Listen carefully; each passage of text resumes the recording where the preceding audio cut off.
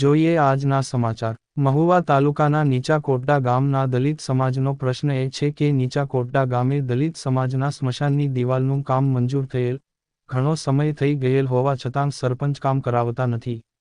આ સરપંચ દલિત સમાજ વિરોધી હોય, અગાઉ પણ સામાજિક ન્યાય સમિતિની રચના કાયદા વિરુદ્ધ રચી અને દલિત સમાજના એક મહિલા ઉમેદવારને ઘણો સમય હોદ્દાથી દૂર રાખેલ હતા।